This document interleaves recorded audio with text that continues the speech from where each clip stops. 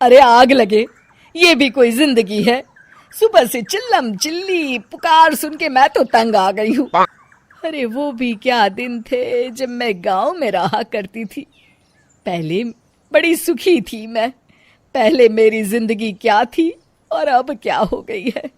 शहर में तो लोग भेड़ बकरी की तरह जीते हैं। जीने का असली मजा तो गांव में है। क्यों, क्या हुआ माँ जी? आज गांव की बहुत याद आ रही है आपको? अरे हाँ बहू, शहर का जीना भी कोई जीना है। लोगों की आधी जिंदगी तो सड़कों के ट्रैफिक में निकल जाती है और यहाँ रखा ही क्या है। एक बात कहूं, दिल्ली शहर अब पहले जैसा नहीं रहा। क्या माँ, जब देखो गांव के गुणगान गाती रहती हो। ठीक है, इस बार ना बच्चों के कॉलेज की छुट्टियों में हम सब गांव चलेंगे, ठीक है? हाँ, ये ठीक है। फिर कुछ दिनों के बाद सारा परिवार अपने गांव चला जाता है। अरे वाह, कितनी ताजी और साफ हवा है, कितनी शांति है यहाँ। चल बहू, अब बढ़िया सा खाना बना दे, मजे से आंगन में बैठ के खाएंगे। सुशीला गांव का माहौल देख बड़ी खुश होती है। 2 दिन के बाद गांव की कुछ औरतें सुशीला के घर आती हैं। बड़े दिनों के बाद गांव आई है सुशीला। हमें तो लगा कि तू शहर जाके गांव को भूल गई। और बतिया, तेरी बहू कैसी है? जरा मिलवा तो उससे। अरे मेरी बहू तो लाखों में एक है। बड़ी किस्मत वाली हूँ मैं जो मुझे जानकी जैसी बहू मिली है। हमेशा मेरी सेवा में लगी रहती है और आज तक कभी पलटकर जवाब नहीं दिया उसने। सुशीला की बातें सुनकर सभी औरतें हंसने लगती है।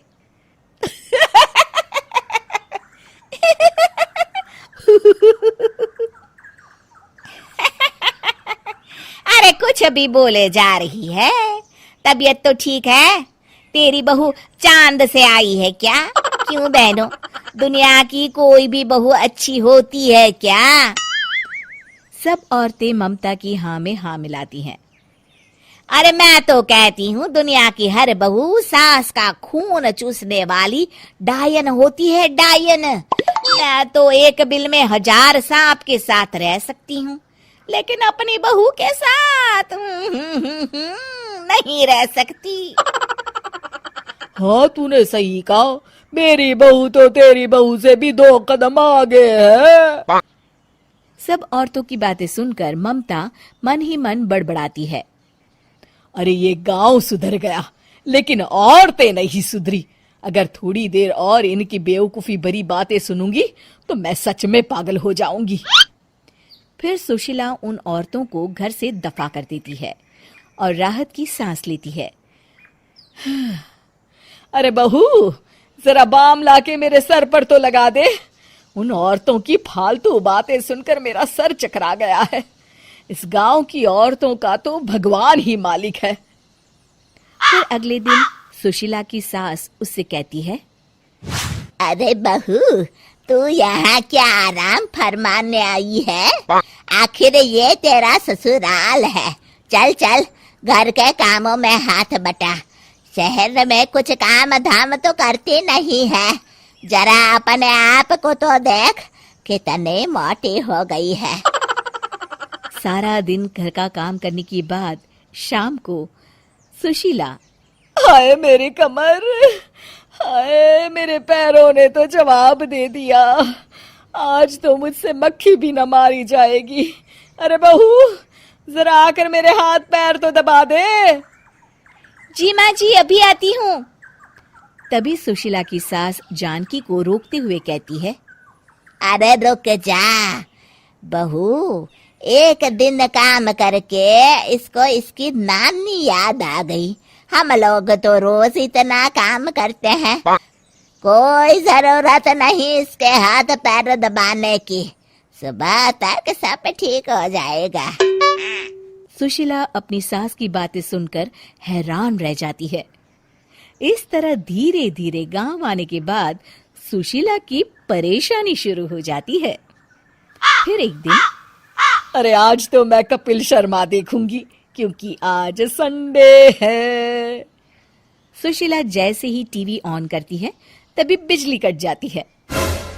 अरे सत्यानाश, इस बिजली को भी अभी जाना था। इतने दिनों से मैं टीवी सीरियल देख नहीं पाई।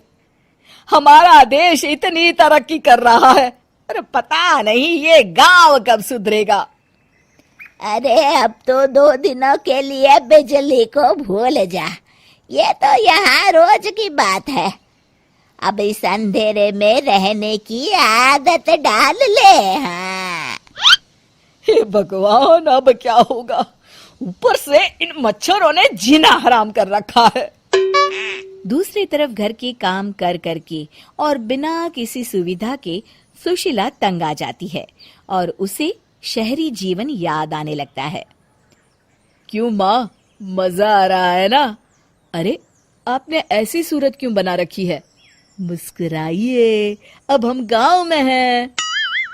मोहन के साथ जानकी भी अपनी सास की खिंचाई करती है।